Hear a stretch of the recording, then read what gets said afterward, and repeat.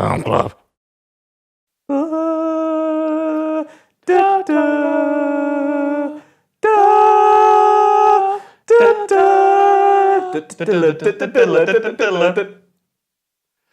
Thank you very much for joining us for one more round and a very Christmassy episode of Film Club. We're on episode 11. I am one of your hosts, Andy Harrison, and to my right is the Christmas-themed Andy Donaldson. The best. Every single week in Film Club, we invite you guys along at home to watch a film with us. This week, we've been watching a very special film. We're watching It's a Wonderful Life. Andy? How do I describe it in a way that doesn't use that one particular word, that phrase? It's a fantastic film. It's a truly exceptional experience. It's rather excellent.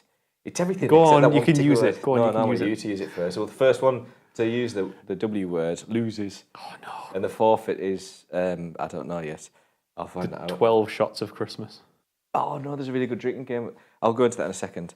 I didn't say I could go on. There's a 12 pubs at Christmas doing Christmas Eve. And the rules are amazing. You have to, swap clothes and shit. And that's cool. I saw someone turn a brew dog honest box delivery into the 12 brews of Christmas. Oh, that's cool. Anyway, carry on. Sorry. Define the film for us. What happens? So the idea is, It's a Wonderful Life, is it starts with a few angels and potentially God. I think it's angels. Anyway, and it's talking about George Bailey. And George Bailey is a guy, he's an absolute fella and a half. He is boss man. That's what the angels sing. So essentially, it goes about his life. It's you've seen it from Clarence, who is his guardian angel's perspective, going through his life, little snippets when he's a child, when he's 18. Then later on, he meets his wife, then kids and that. And as I mentioned before, a great word. It culminates towards the end, where he's in a bit of a spot of bother, as one would say. And it ends up with him. He's on the verge of killing himself because of situations that arise, financial woes, and other factors. And Clarence comes down, so it shifts to the actual present perspective as opposed to going back in his previous life. It shifts to the shifts to the current time period. And it's just about how he made a difference in his little town of this, which is something actually. That's a good point. Actually, just start with that. There's a few parts in It's a Wonderful Life where he says stuff like nothing happens in his town. Like George's sense of desires to leave, and it's like you said, he does make a huge difference. You find out that this George Bailey is just an incredible guy. He's at the end they call him the richest man of something Falls, Bedford Falls. Bedford Falls? It's not Bedford Falls, but it's a bit like that. I think it is Bedford Falls, isn't it? It's not, because Bedford's a place near London, and I would have got that. Bradley Falls. Something like that. Begins with B Falls. Anyway, and he's the richest guy because he's so loved and stuff like that. He's rich in social kind of everything like that. Anyway, and it reminds me of what a lot of people say about this particular area. It's like, I want to leave, it's a shithole. It is a shithole, but Yeah. You mean the whole northeast of England thing? Yeah. Where a lot of people in town like the northeast of England. But I feel like sometimes there's people like George or some people I'll say about the area, it's sometimes a shit area, but there's so many lovely parts and the people are superb, just like the people of Bedford Town. Like, it's kind of one of those classic stories of not being able to see the wood for the trees. He's looking out there for something which actually he already kind of has. Yes, exactly. And that's what the film entails massively. Yeah. And that was quite cool, which I like to think that what's the phrase again? Wood trees phrase. Oh, I can't see the wood for the trees. Is that right? Can't see the wood for the trees. Can't see the forest for the trees. Yeah. So I like to think I like to see the forest. So for me, right, this is really weird because I hadn't seen It's a Wonderful Life throughout, properly before. I'd seen bits and pieces of the scenes. Everyone's seen the ending. Again, okay. Spoilers for Film Club. Every single episode we spoil stuff. So spoilers for Film Club. The ending, everybody is aware of it. It's the whole hello, movie theatre, as he's running down the street. That's a very famous, well-known ending. Right? It's been parodied. I know it's a famous film. And pastiched across cinema. But this is the first time watching it all through. I was not expecting one of the most hilarious and one of my favourite openings to a film ever. What, the bloody angels? With the angels, who are just... There's weirdly animated galaxies in space. What, just flashing? That are lighting up to talk to each other. Hey, and how about Clarence? This one little star comes running in. Whoop! Hey guys! It's like, what is this? And then, let's not forget, then they start talking about George Bailey on Earth, who's about to do this horrible thing. And it's talking about watching his life. And then we get into the rest of the film for like the next hour and a half or whatever it is. That angel stuff doesn't matter at all. Yeah, it's fucking hilarious. From an angel's perspective. I think that's cool though, because you are literally watching his life through a film. I agree. It's like it's this film, right? It's a good allegory for this film. It's bizarrely charming. Yeah. I mean, there's a fucking goat in the film. No film is complete without a goat, is my note. That rhymed. That rhymed. Oh my days. No, but it has a goat in it when they're moving that guy into the house and she goes, here's some bread so you never get hungry. Just before that, they transport people in the car. There's a fucking goat with kids. If we're going to talk weird animals in this film, there's a crow. The crow in that nobody acknowledges. Uncle Billy. He's just like chilled out with his fucking crow. It's like, I might be a raven. As far as I could like figure out, there was no reason for this jackdaw crow raven thing. No one makes reference to it. It's not like it's really nonchalant, isn't it? It's not like their surname is Crow or something. No one says why there's a fucking bird in the bank. It's a bizarre. You said the wonderful word. Did I? What did you say? Bizarrely wonderful. Maybe You've lost, mate. Get in. I'll do the 12 shots of Christmas. Oh, nice. If I didn't, go back in the video, tell him he's wrong in the comments below. Smoothly done. So, that was the worst segue I've ever seen. No, what did you think about like the whole? Because I found this film hard to talk about in terms of sound, picture, trying to analyze and get technical about it. I found it really hard to do that. But story was superb. And the acting, it was James Stewart and Mary Hatch. James Stewart is George Bailey. And, Mary Hatch is Mary Bailey. Oh, was it? No, got the wrong name. Oh, shit. Sorry about that. Mary Hatch is the, I'll find it on there. So what did you find anything technically good about this film? Oh, it uses a different aspect ratio. One of the things that stands out to me in this, right? We have to remember it's made in the I'm going to get it totally wrong now, 40s? 50s, I'd say. 50s. You can look it up. I'm just literally Googling it now. Go on. So it doesn't have modern filmmaking sensibility within it, and that's shown across the board. What it does have is some really old school classic filmmaking technique. Like, there's loads of like really great staging in shots because they don't cut around loads. They really think about where they're placing things in the frame, how they can move the camera through it. Because there's a couple of parts later on in the film where they've messed up somehow, and there's a couple of like direct cuts when Uncle. So yeah, there's the downside is that there's like towards the end there's a couple of jump cuts. Yeah. Where they don't have anything to cut away to. It's because of that style of filmmaking. They didn't so how did they do it then? They never used to cut around very through often. And like, oh really? They would cut. Is that because they used to be on film? Yeah, I mean as time's gone on, we have cut more and more and more and more. Oh. Like consistently. There's like if you could draw you a diagram of time progression from the invention of cinema to now, and numerically how much we cut per minute, and that is just a solid increase. That's a graph, not a diagram. But Eurograph. Cool. No, that's interesting. That I couldn't pick anything up in regards to the sound either. By the way, it's 1946 this film, so you were right in 40s. Oh, you couldn't use it. But go on, sorry. So yeah, but like, and so one thing that threw me actually. Old school 1940s films, you're right, sound's not standing out in particular. It sounds very like sound stagey and like VO'd. Yeah. And then like the camera work, it's like it's got a certain charm and classiness to it, but it's not as refined as like modern cinema. But one thing that really surprised me was how progressed this was in terms of its writing and its humor. Hee-haw. The hee-haw was bizarre. And then there's that bit where George goes to what's her name's house, and her mum's there constantly badgering him for the hee-haw guy. And she's like, "Who's there? It's George Bailey, mother. Like, what's George Bailey doing here?" And then she just shouts at her mum, "He's making passionate love to me." I know where that come from. That was so out of the blue. Oh no, violent. He's making violent love to me. Fucking hell. Where did that come from? I don't know, but it's hilarious. It's genuinely funny. It's not like you have to contextualize yourself and like put yourself back to the 1940s to enjoy this. It's genuinely really funny now. But it's interesting to see how much they could almost get away with in their time than now. Like a good example is towards the end where George and Clarence in the altered timeline. Oh yeah, towards the end, Clarence part of showing George how to what it would be like without his life. What the town would be like without his life and everyone. It's a bit like, I'll tell you what it's like. I put it down there as well. It's like A Christmas Carol. Yes, oh yeah, it's got a huge, like, the ghost of Christmas past, Christmas future, like taking him to see all this Well, different in this case, stuff. it's just Clarence showing him what life would be like without him. Anyway, they're in a bar at one point, and Clarence is there, and Clarence is like, oh, I'd like this, that, and the other. And, you know, it looks a bit like camp kind of, well, actually, no, it's quite modernised stuff nowadays. It's funny, I read this the other day about when you get drinks and stuff, you know, what's classified. Like, there's so much pressure nowadays to get a pint, because everyone gets a pint. I'm not asked me. I just fucking order anything. Anyway. You'll drink anything. One thing I won't drink, and I can't remember what it is. Is it vodka? Guinness.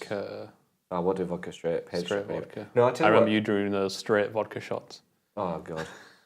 We went to the Lake District, and I lost the, whatever we were playing, I lost it. I think we were playing thingy. So many times. So, true. When they're in the bar, and the bartender, I think his name is Joe or something like that, he gets more and more agitated about how camp Clarence is being. Yeah, he kicks him out, and he calls him this, that, and the other, like, kind of derogatory names for, like, kind of homophobically derogatory names. And I was thinking, there's a couple of other parts in the film, and I was thinking, or like when it's back when he's a kid and he's in that shop and he slaps him on the fucking ear. Oh God, yeah. And he's like, you don't see that shit nowadays. No, you like can't put that in film. No, you're right. Like I was looking at that thinking, how would you film that now? Oh God. Because I don't know if you can. And even the idea of the character slapping the guy with a bad ear, he knows he's got a fucking bad ear. But like, and then a testament to making you like George's character is that the kid doesn't fly off the handle and become a little shit. The kid is like totally, he understands the situation. He's clearly intelligent.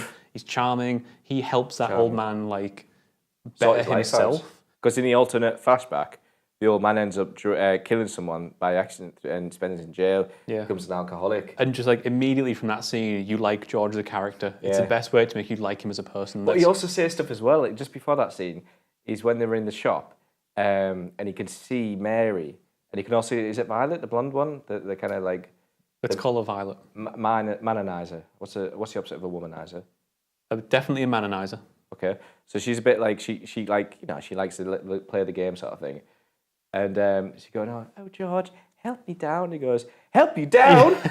And it's stuff like that you wouldn't hear nowadays, but it is funny. Is that what you mean? Like it's really, it's genuinely funny. Yeah. And then that first like act, that first third of the film is just designed to make you really love George Bailey in every respect.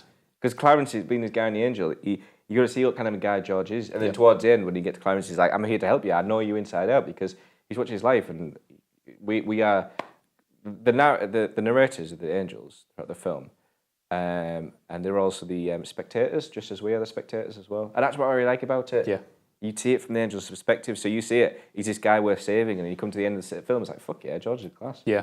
And yet he doesn't see it himself. Have you ever seen the original Superman film? The maybe ages ago. Oh, 50s one? Richard Donner. How is it? We on about 50s kind of film? Yeah, I can't remember what year. It's like 50s, 60s. Or Maybe not. I won't remember it, so no. And that starts the first like act. That is all like Superman as a kid, then Superman as a teenager. All right. Before you even get to Christopher Reeve, who like is the star of the film. And this reminded me a lot of it. You spend a lot of time with the kid, George Bailey, and then you finally get to like, you get to the guy who's playing George Bailey, but he's still like portrayed really young. Yeah. It's not until you get like way later in that you finally get like adult George Bailey. And all the stuff before it isn't like, you don't have to wade through it to get there. Yeah. It's awesome. Yeah, it's a really enjoyable experience. Similar to when like he's the scene where the old guy grabs him and he smacks him around the ear. Before that, I was actually thinking the same thing about like, how would you make that now? When all the kids are sliding down on the shovels, and like you can tell they've just let kids slide down a hill on shovels. Oh yeah, I suppose you are. No way in hell would you get away with that now. That's fucking interesting. And like that scene has such a wonderful charm of like proper childhood when they're on the shovels. Like, remember the sledge near us? Exactly, it's exactly what I was thinking. You see all the kids on the sledges and back up. Where we'd all like there'd be a whole bunch of people like with sledges, and we'd like your mum or our mum would take us, wouldn't we? Yeah. And then we'd pull this like sledge up to the top and like slide down and like God knows it's got such what toboggan. You don't know the metal fucking rails that went fast as fuck. Oh yeah. That my dad built and had one thing on. We're trying to get 3 of us on. But yeah, no, you're right. It's very nostalgic for that actually. I mean they had shuffles. And it's fun. It's carefree for the long part of the film. Carefree is a good word to use for the film. You don't know where the story's quite going, except unless you totally missed like the beginning of that film. I mean, the beginning of the film kind of tells you something is coming, But for a lot of it, you don't know where it's going and you don't care because you like this guy so much. And then you come to the end of the film where you just, there's this massive thing of, not redemption as such. It kind of is redemption, but he's getting his, I don't know what the good word to use for just desserts is, because just desserts is something's bad, you know, like he's getting all the good things that he's done in life are coming back to get in. There's a word to use and it's just completely gone from my head. Yeah. He reaps the rewards of all his good doings, and you're just so happy for this guy, which makes it, and you know, you're saying that it's such an easy watching film, and like, you know, it's lovely to watch. It makes it a great Christmas film. An absolutely incredible Christmas film. I love that. There's a bit of me that thought, has he overreacted? Who? George. James. Oh, when he finds out about the money at the end. I know we've skipped from the beginning right to the end now, but when he finds out about the money being lost. Well, that's what happens. The economic financial disasters is what I was looking for. He loses $8,000, which is a lot back then. Think about it. For fuckload. Yep. He runs a bank. He spends $2,000 of his own money to keep him afloat. Yes. And then his partner, his uncle, loses the $8,000 that he was taking to the bank. And at that point, he flies off the handle, and that's what puts him into this suicidal state. Because he says his life insurance is worth more than his life. But you can kind of see where he's coming from, and I do like that it was just this circumstantial. He just had this bit of bad luck that pushed him. He's not a bad guy. He doesn't fuck up and have to redeem for it. He's a great guy that has a bit of bad luck. There's that guy who's basically the villain, the Potter. What's his name? Mr. Potter. He was fantastic. The guy who played him. And he's partly to blame for them losing the $8,000 in some respects. Lionel Barrymore. Dogs like this. Which he's played wonderfully. Fucking amazing. So good. He's a proper evil dick. But there was a bit of me thought, has he could push it too far? But at the same time, you kind of see where he's coming from. He doesn't have a lot going on. No. He has spent all of his money helping out the town. And this does mean one of them's, like he says to his uncle, one of them's going to jail for it. What? Oh, yeah, they are. Sorry. They are. And he goes, damned if it is me. By the way, Uncle Billy, you had one job. I know, one job, Uncle Billy. You had to take money from A and put it in B. But then the worst part is you decide to gloat on the fact of Mr. Thingy. I know. And then he ends up giving Mr. What's his name the money. Mr. Potter. Potter, the money. And it's just for fuck's sake, Uncle, go and get your shitey crow to deliver your shitey mail. Fucking hell. What is the crow there for? Somebody tell us what that crow is there for. Do you know what? I purposely didn't look it up. Oh, really? Because I want somebody, hopefully somebody in the comments below is going to tell us what that bloody crow is there for. I'd laugh if there was some sort of real symbolism behind it. Yeah, I know. Or if it was just the director's crow, it's just no, this crow's going on set. Fuck off. Because it just turns up in one scene at the front of the frame. Yeah. And then it's no when one George comes through the acknowledges door it. at the bank, isn't it? Do you know what? Right, it's becoming a running thing. But do you want to hear my fiance's take on this? We're watching the scene where the crow is middle of shot. It's us two are having it's the door's there and the crow's there. It's us two are having a conversation, and the camera's where you guys are, right? The crow's smack in front of us, and the whole time through the scene, she's going, "Someone acknowledge the crow. Someone acknowledge the crow. Someone acknowledge the crow." No one hardly did. I think it's one part where Good Billy's just got the crow. It's on his fucking shoulder. And that. It's just where's my money? Where's my money? His crow's going ah. Fucking love that crow. Absolutely love it. Oh, it's good. So this what I was really impressed with, the humour works in this film. It does. The humour works in this film in 2016. The humour still works. Is that what makes it a really because this film is fucking renowned. It's the would you argue it's the Citizen Kane of Christmas films? It's a big statement, but maybe it's a film that's what I heard is the oldest Christmas film people go back to, and It's a Wonderful Life is still awesome. I watch it on Christmas Day, and there's some dodgy writing in it, and that kid at the end can't deliver that last line for shit. What is he saying? And she's like, the girl. Look, Daddy, teacher says every time a bell rings, an angel gets its wings. I'm like, shut that kid up. I can't wait till you go to New York next week because that is the shittest accent I've ever heard in my entire life. What the fuck was that? That's a shit accent. She delivers that line. All right, fair enough. I see. Oh, right, you're purposely doing a shit accent. Oh, purposely doing a shit accent. That's good. There's problems like that, and the dodgy cutting that happens towards the end when there's obviously problems have gone on or whatever. But as a whole, it totally holds up. I loved it. Yeah, It's amazing.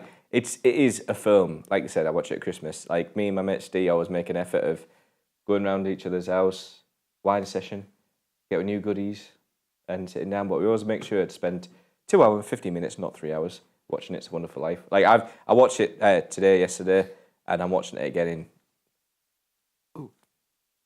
12 days till Christmas. Oh my God, it is as well. No way, it's 12 days. What's the 12th day? So just in case you guys are wondering, It's the 13th today, by the way. we are recording these in advance to make sure like we get a little bit of time off over Christmas, or so you guys are not missing out on any Film Club episodes. Whoopsie daisies. Because Film Club will still come out for the next couple of weeks, every single Thursday, on time, 12 o'clock, until we resume properly back in the new year to pick it back up again.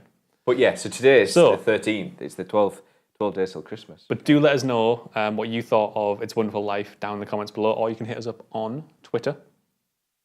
Yeah? Oh, with my thingy. For God's sake. Do you know what I noticed while editing the last couple episodes? You keep doing this. I know, because it's my thing. I'm just there, wherever you put it, my lower third. So, do let us know what you thought of It's a Wonderful Life, and do join us next week as well, because next week, in between that Christmas and New Year, we'll be coming back to you guys with Die Hard. We're going for like a weird sort of another Christmas staple. Everyone says Die Hard's like one of the best Christmas films ever made. So we're going back to Die Hard. Yippee-ki-yay, motherfucker. Oh, for the love of God. Cheers. Thank you for joining us. We'll see you guys next week.